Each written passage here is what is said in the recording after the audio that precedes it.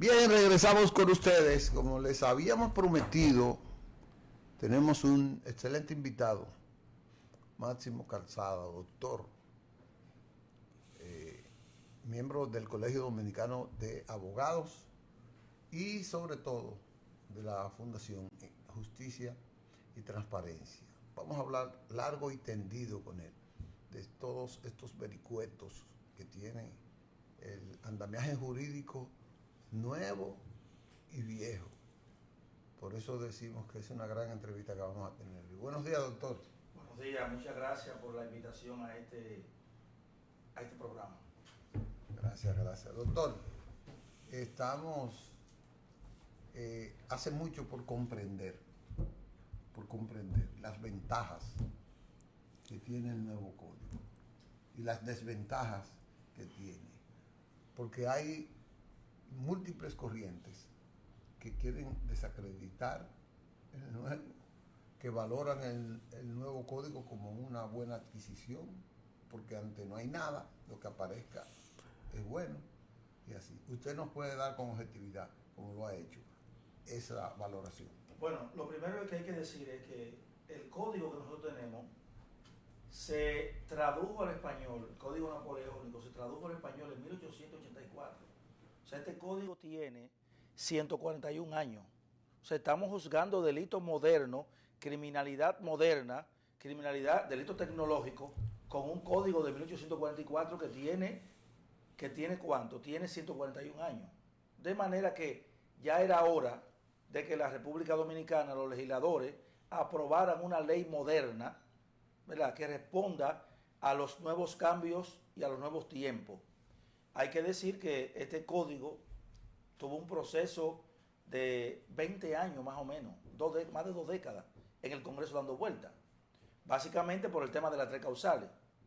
En el año 97, el presidente Leonel Fernández nombró una comisión para revisar todas las traducciones de los códigos napoleónicos, pero no se pudo modificar el código. Entonces este código, de manera parcial, ha tenido 3 modificaciones. En 1986, con la ley 1497, ¿verdad? 2497 de violencia intrafamiliar, y luego en el 2013. Ahora, ¿qué pasa? Que cuando Danilo era presidente, se aprobó el código, pero el presidente lo devolvió al Congreso porque no incluyó las 3 causales. Recuérdense que el tema de las 3 causales dividió la sociedad dominicana. O sea, entre feministas, que estaban de acuerdo con las 3 causales, y la iglesia, que no estaba de acuerdo en función de lo que establece el artículo 37 de la Constitución, que dice que se protege la vida desde la concepción. Bien, entonces luego el Congreso modificó, incluyó las 3 causales y el presidente aprobó la ley, promulgó la ley 550-2014. Sin embargo, el procedimiento que estableció no siguió los procedimientos que establecen los reglamentos del Congreso Nacional, y la Fundación Justicia y Transparencia sometió una acción de inconstitucionalidad ante el Tribunal Constitucional, y el tribunal declaró esta ley inconstitucional. Pero es evidente que hay muchas personas que han satanizado el código, pero para mí este código tiene muchas luces. Pero como ninguna obra humana es perfecta, también tiene sombra. Hay retos y desafíos. Por ejemplo, este código establece tipifica 70 nuevos delitos. Cibercrimen, crimen agravado, feminicidio agravado, el cúmulo de pena, y eso está bien. Sin embargo, a nosotros como Fundación y como Colegio de Abogados nos preocupan algunas tipificaciones de delitos que podrían traer perturbaciones a la sociedad dominicana y que hay que revisar. Por eso nosotros alabamos y felicitamos al Congreso Nacional, porque por fin tenemos un código que sanciona delitos de tecnología, delitos modernos, sobre todo sabiendo de que la sociedad avanza y los cambios que se producen en la sociedad van más rápido que los cambios que se producen en el ordenamiento jurídico. Este nuevo código tiene a veces una distorsión en lo que se llama la proporcionalidad de la pena. Sí, esos son de los aspectos que tenemos que revisar, pero lo importante es que este código tiene una vacación de 12 meses. O sea, hay 12 meses para que los operadores jurídicos, las universidades, los gremios profesionales, la sociedad civil en sentido general, los medios de comunicación, Y por eso yo lo felicito a usted porque me trae a mí aquí, a este espacio y a otras personas para que hablen del código. ¿Por qué? Porque tenemos que hablar de la verdad a la sociedad. Hay que felicitar a los legisladores por los aspectos positivos que tiene el código. El código tiene más luces que sombras. Ahora, hay unos retos y hay unos desafíos, pero también este código incluye una serie de principios que no tiene ninguno de los códigos penales de Iberoamérica.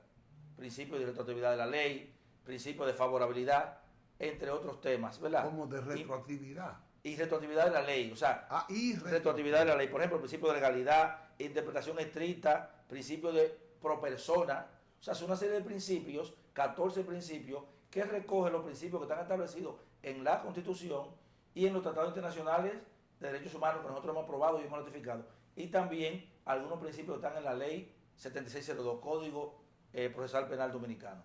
De manera que para mí, este código tiene aspectos importantes, ¿verdad? Sin embargo, hay otros temas que tenemos que tratar y tenemos que revisar para que, y nosotros como fundación y como colegio de abogados estamos haciendo un análisis exhaustivo de todos esos aspectos que hay que mejorar para someter al Congreso Nacional y que se modifiquen otros aspectos. En caso que el Congreso no tempere esas modificaciones, entonces nosotros iremos al Tribunal Constitucional y presentaremos una acción directa en inconstitucionalidad sobre aquellos aspectos que entendemos que van a traer problemas y van a traer perturbaciones y contradicen la propia Constitución, contradicen la Convención Americana de Derechos Humanos y contradicen las leyes especiales. Doctor, ¿qué aspectos ustedes han notado en el código que van a someterlo, que lo podrían someter a nombre de la Fundación Justicia, para que sea modificado? Bueno, en principio, un tema que va a traer muchos problemas es el tema del artículo 136. Artículo 136. El tema que dice violación, cuando hay una violación entre la pareja, una violación no consentida. O sea, ¿qué pasa? Que estamos llevando a la alcoba, ¿verdad? Un tema muy delicado. Porque imaginémonos que una dama, claro, yo no estoy de acuerdo con las violaciones en ninguna de las situaciones, pero ¿qué pasa? El problema está que si una dama quiere hacerle daño, por ejemplo, a su pareja, dice que la violó y mientras tanto el hombre va preso. Es lo que se investiga el caso. Es lo que se investiga el caso. Y estamos dando sanciones de hasta y sin fianza. De 10 a 20 años. Ahora, ¿qué es lo que pasa? Imaginémonos que una dama quiere hacerle daño a un hombre porque no quiere vivir con él por muchísimas razones. O al revés, se puede dar el caso al revés. Sí, se puede al revés. Pero regularmente es el hombre, ¿verdad? Entonces, ¿qué pasa? Ella va y pone la querella. Entonces, ¿cómo determinar si ella se introdujo un objeto o si fue el hombre que la violó? Eso es muy difícil.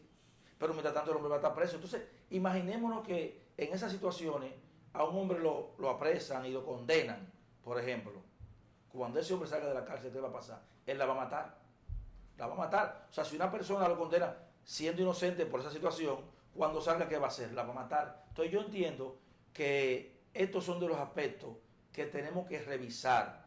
¿Por qué? Y hay que verlo con cuidado porque no es fácil. Estamos hablando de 10 a 20 años de prisión por ese tema. O sea, estamos llevando al código temas de alcoba que yo no estoy de acuerdo con la violación en ninguno de los casos, pero eso hay que revisarlo. Porque eso va a crear muchas situaciones y muchas perturbaciones en la sociedad dominicana. Y si mantienen ese artículo tal como está actualmente escriturado, ¿es pasible de ser inconstitucional? Claro, nosotros vamos a llevar una acción directa en inconstitucional sobre ese artículo y otros artículos. Bueno, porque viola el derecho que yo tengo. O sea, estamos hablando de relaciones de pareja, por ejemplo. En el ámbito civil no hay robo entre parejas. ¿Y por qué entonces no hay robo entre parejas, pero puede haber violación entre parejas? O sea, son de los temas que... Por analogía. Exacto. Por los temas que tenemos nosotros que verificar. Entonces, hay que ver quiénes son los peritos que van a hacer ese análisis. Por ejemplo, la pareja que tienen relaciones anal, por ejemplo. Entonces, sabemos que muchas veces hay situaciones que lastiman, que sangran y eso. Y si la dama se ha introducido un objeto sexual, ¿cómo determinar si fue con un objeto sexual o si fue con el miembro viril del hombre? O sea, son temas que muy delicados y que yo pienso que van a traer muchas perturbaciones a la sociedad dominicana.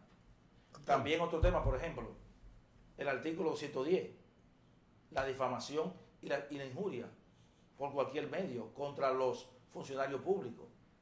Entonces estamos hablando que estos artículos, conjuntamente con el 310 que establece el ultraje contra funcionarios. O sea que una persona en un medio de comunicación cualquiera, unas redes sociales, hace cualquier seña contra un funcionario público, ¿verdad? O profiere cualquier situación. O emite cualquier opinión. Cualquier opinión. Entonces yo no digo que no se... O sea, si una persona difama a un funcionario público, bueno, está en los tribunales civiles, usted puede demandarlo. ¿Usted podría explicarnos para carácter educativo la diferencia entre difamación e injuria? Bueno, difamación es cuando yo digo, por ejemplo, digo que un funcionario se ha robado tanto dinero, que ha cometido prevaricación, etcétera, etcétera. E injuria, cuando yo profiero comentarios injuriosos contra él, que los dos están vinculados, pero y atentan contra la imagen y contra el pudor y la intimidad de esa persona. Ahora bien, ¿qué es lo que pasa? Tenemos que entender que los funcionarios públicos, como manejan fondos públicos, están más expuestos al escrutinio. Y usted, yo no digo que un periodista, si un periodista difama a un funcionario público, usted tiene los tribunales civiles, demándelo, lo puede demandar, pero eso no se puede penalizar, porque nosotros somos de los pocos países que penalizamos delitos de opinión pública, como este caso. Entonces, esa difamación, esa injuria y ese ultraje contra el funcionario es un requisito de la ley Mordaza que se quiso introducir. Eso es para coartar el derecho de libertad de expresión que está establecido en el artículo 49. Entonces, eso atenta contra la Constitución y también contra derechos que están establecidos en los diferentes instrumentos internacionales de derechos humanos. Pero el difamado, el injuriador, lo que tiene que asumir es como está el código. Demandarlo entre los tribunales, tan simple Exacto. como eso. El problema es que nuestros funcionarios, lamentablemente, están tan endiosados que se creen que están por encima del bien y el mal. Entonces ellos juran cuando seguramente van a cumplir con la Constitución y la ley. Sin embargo, no se puede tocar con el pétalo de una rosa. O sea, si usted es funcionario público, usted lo que tiene que hacer la cosa bien, actuar con transparencia y con rendición de cuentas, y no hay problema. Pero usted como funcionario público, usted está manejando recursos públicos, usted está expuesto al escrutinio público. ¿Por qué? Porque el artículo 22.4 de la Constitución establece el derecho de ciudadanía, que yo puedo formular peticiones a los funcionarios. Yo puedo preguntarle como ciudadano al funcionario qué está haciendo con los recursos que yo pago de impuestos. Y la ley 2004. La ley 200-04, 200. pero también el artículo 75.12 de la Constitución dice que un deber que yo tengo como ciudadano es velar por el cuidado y el buen recaudo y la eficiencia en el patrimonio público, porque recuerden que ese dinero que los funcionarios se roban es un dinero con lo que yo pago de impuestos y un dinero que le estamos quitando a la educación, un dinero que estamos quitando a la salud y a la seguridad. Doctor, sobre ese tema yo creo que continuemos, porque tengo una pregunta de procedimiento, procesal, Okay. pero tenemos que irnos a una pausa. Perfecto. Pero denos un permisito. Vamos a una pausa para seguir con el doctor Máximo Calzado del Colegio Dominicano de Abogados y de la Fundación Justicia y Transparencia. En breve volvemos con él.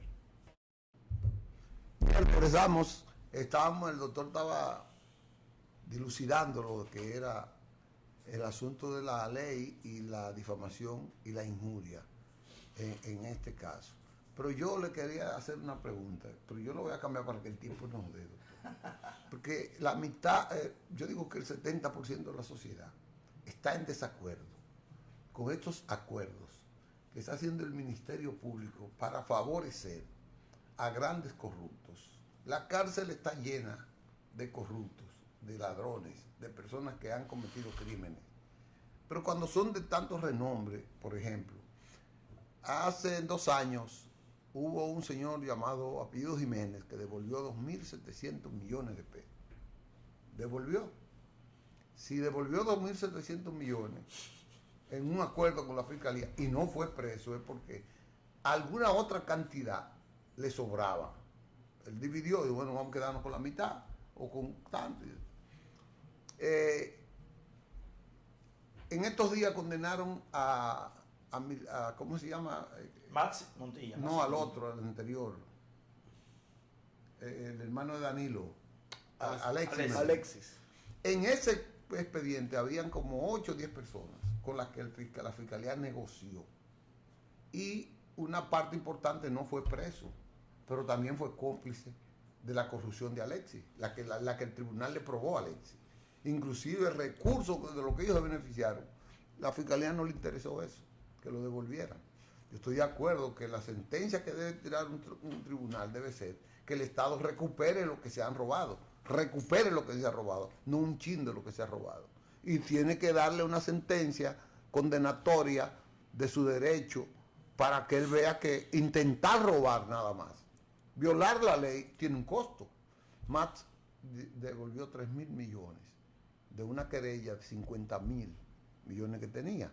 Al final quedó en 13.000 millones y él devolvió 3.000 y ahora no va preso, ni se espera que ninguno, como 8, incluyendo 2 exdirectores de la CDE, no vayan presos. Eso es lo que se espera.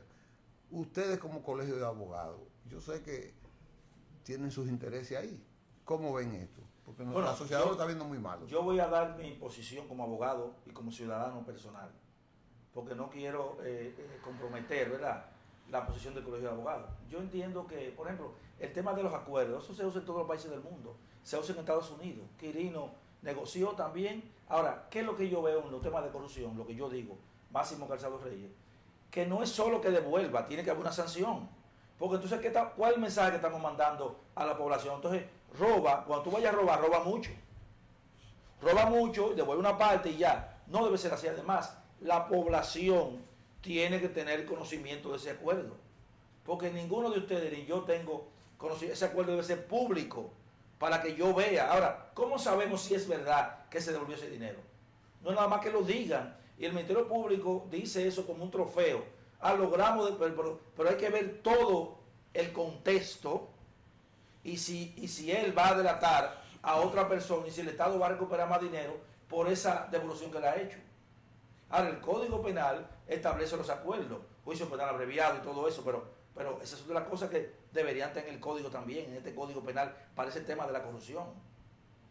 ¿Se entiende esto? Porque no, la condena creo que hasta pena máxima. Sí, está bien, pero ese tema de los acuerdos, porque...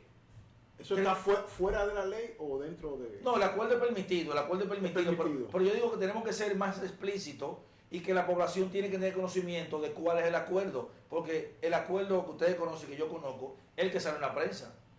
Ahora, ¿cómo sabemos que eso es cierto? ¿Cómo sabemos que ese dinero entró a las arcas del Estado? ¿Dónde está la transferencia? ¿Dónde está? ¿Dónde está? ¿Cómo sabemos? Pero además hay que ver los beneficios que va a tener el Estado por las delaciones que posiblemente él va a hacer o por la otra persona que son cómplices que él va a delatar. Pero es que estamos mandando un mal mensaje porque entonces robar es malo, pero para el que se roba un salami o se roba una vaca, ¿verdad? Pero el que se roba 50.000 millones, entonces devuelve 3 y ya. Es que no, debe haber una sanción. Pero la transparencia en estos temas judiciales, sobre todo tan complejos y tan álgidos y que tienen tanta resonancia en el público, yo en un momento dado lo equiparo con el secreto, por ejemplo, en los temas de seguridad nacional, la milicia, el ejército, esos temas de seguridad. No hay un tema sumario de seguridad, de privacidad, de secreto en esos que le conviene o le interesa o es propio de esos casos, de esos juicios. Pues no sé si me explico. Lo que pasa es que es un caso de acción pública y el Ministerio Público representa a la sociedad. Pero entonces, tiene que decir todo lo que están haciendo. Por lo menos es que ahora no tenemos nada.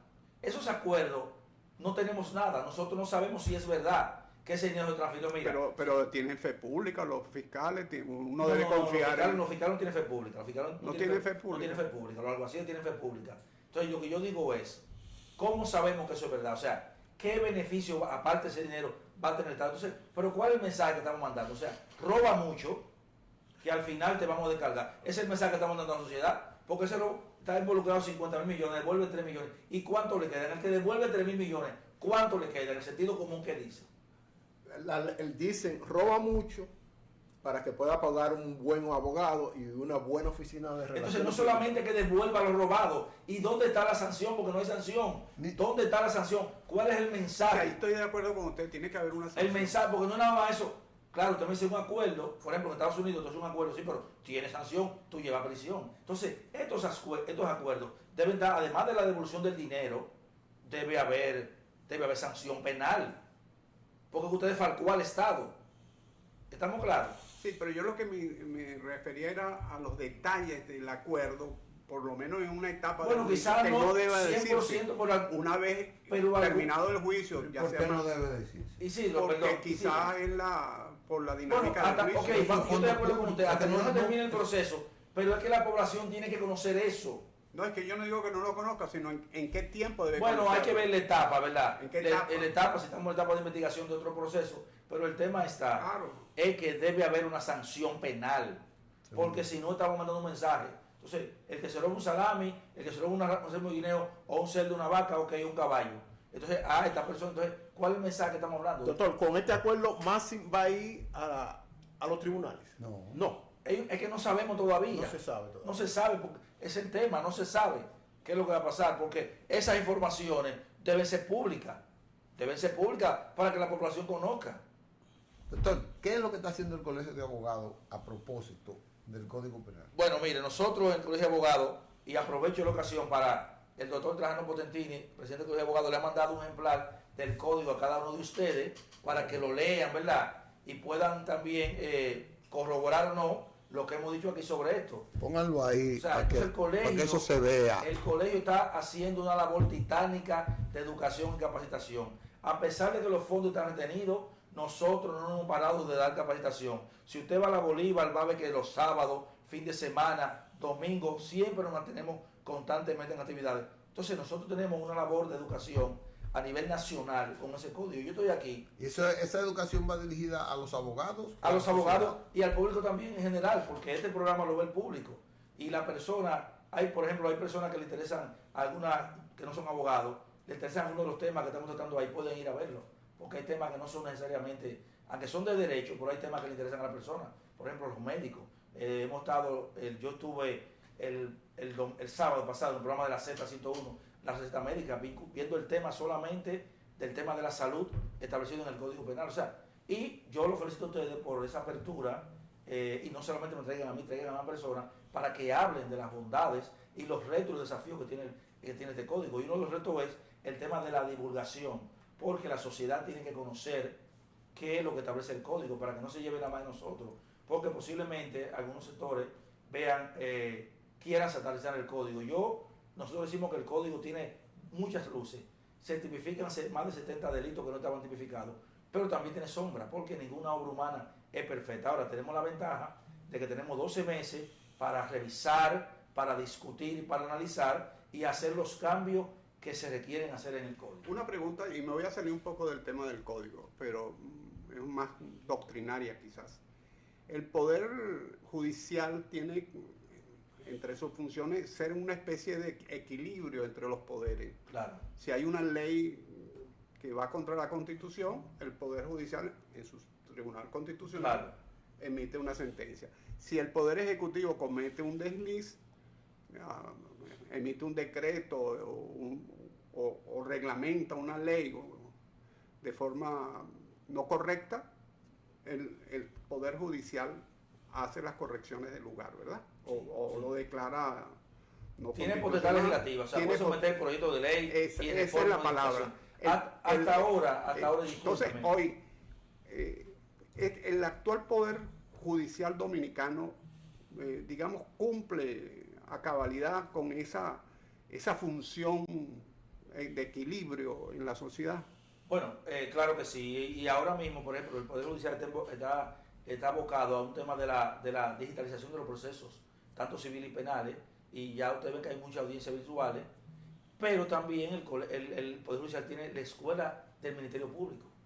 O sea, para formar a los ministerios públicos hay una escuela del Ministerio Público y una escuela de la Judicatura para formar a los jueces. Pero siempre actúa por reacción, vale decir, si el Poder Ejecutivo emite una resolución que va contra el orden constitucional, tiene que haber una persona que se sienta Claro, no puede actuar de oficio, No puede actuar de oficio. En el marco de un proceso. Ahora, el Poder Legislativo, el Poder Judicial tiene potestad legislativa, o sea, puede promover reforma a leyes y puede promover... Hablando de eso, y esa sentencia del Tribunal Constitucional con los candidatos independientes que prácticamente legisló, ¿qué opina usted de eso? No, el Tribunal Constitucional no. El Constitucional. Bueno, prácticamente legisló y dio los parámetros de deben hacer una ley así. Hay un proyecto de ley en el Congreso que no se ha aprobado, pero eso va a tener... Pero el Constitucional tenía esa potestad para hacer... Bueno, muchas personas dicen que se extralimitó el Tribunal Constitucional. Yo di mi posición personal. Exacto. Que yo creo que nosotros, la democracia, necesita la candidatura independiente. Sí, pero yo lo que me estoy yendo al Tribunal Constitucional, tenía la potestad de decirle al Parlamento, hagan una ley en este sentido. Bueno, y le marcó el Tribunal pautas. Constitucional se extralimitó creando una figura que no estaba en la ley, ¿verdad? Exacto. Pero ahora hay que ver cómo entonces el Congreso Nacional va a aprobar una ley de primaria que no vulnere la sentencia del Tribunal Constitucional, porque las sentencias del Tribunal Constitucional tienen eficacia al gaón y vinculan a todos los poderes públicos. Hay que ver cómo va a quedar esa ley de primaria que debe de emitir el Congreso Nacional. Le quiero hacer una pregunta, pero en torno a eso, creo que el Tribunal Constitucional legisló positivamente. Una legislación positiva que pueda decir, bueno, como tribunal yo estoy de acuerdo con la inclusión del voto de Sí, la pero candidatura. no está discutiendo que esté de acuerdo, sino que creó una figura Una figura que Verá, traspasa el tema de la ley de partido político. Entonces eso crea un problema. Bueno, ok. Crea un problema. Doctor, la pregunta mía es, la justicia ha ido avanzando, que evidentemente que ha avanzado. El presidente Luis Abinader sometió un proyecto del Poder Ejecutivo sobre el Ministerio de Justicia. Y ese proyecto está en el Congreso Nacional. Creo que se aprobó ya. Se aprobó. Se aprobó Bueno. la creación del Ministerio de Justicia. Se aprobó. Bueno, ¿Usted cree que eso va a influir en un avance significativo? Bueno, lo que independencia. se dice es que se le va a quitar esa función, podemos decir, al Ministerio Público, el tema de la administración de la cárcel, ¿verdad? El tema penitenciario se le va a quitar. Pero para mí, la creación del Ministerio de Justicia no creo que venga a resolver el problema que tiene la justicia dominicana en la República Dominicana. Eso es más burocracia, creamos otra institución, pero hay que ver, ya hay una ley, ¿verdad? Hay que ver cuál será el accionar de ese ministerio, pero que no creo, para mí, cuando la primera que el presidente sometió el proyecto, yo me puse y escribí varios artículos diciendo las razones por las cuales yo me oponía a la creación, porque el problema de la justicia no es creación de un órgano, de un ministerio de justicia. El problema no está ahí. Usted va a tener que volver para que nos diga dónde está el problema de la justicia según su visión, porque usted tiene una profundidad. Bueno, el problema de la justicia es multifactorial y nosotros, los operadores jurídicos y los ciudadanos, tenemos problemas porque tenemos que accionar. Seguro. Nosotros tenemos una actitud derrotista, decimos que este país no funciona, pero ¿cómo funciona si tú no accionas? Tenemos que accionar la justicia a ver qué pasa. Y para eso tenemos en la Constitución muchísimos mecanismos y tenemos el Tribunal Constitucional, gracias a Dios. Se nos fue el tiempo, doctor. Le queremos dar las gracias a usted y al doctor Trajano Potentín por este gran regalo que nos ha hecho de este Código Penal nuevo. Vamos a ver si aprendemos algo. Claro, léanlo y hagan su crítica también, Sí, porque la idea es que uno de los desafíos que tenemos es que los operadores jurídicos, jueces, fiscales, abogados y la sociedad civil o comunicadores planteen su punto de vista, porque la idea es que entre todos podamos mejorar el código. Correcto. Nos sentimos altamente complacidos, satisfechos con esta brillante exposición que ha hecho el doctor Máximo Calzado Reyes, porque definió bien el conocimiento profundo que tiene sobre el derecho y el nuevo código. Pero lo esperamos en otra oportunidad para que nos siga orientando, porque personas así es que necesita la sociedad que expresen los conocimientos que tienen para que se orienten en la vida. Gracias a ustedes por la sintonía de este programa. Mañana tenemos otro plato fuerte que espero que ustedes lo disfruten también. Gracias.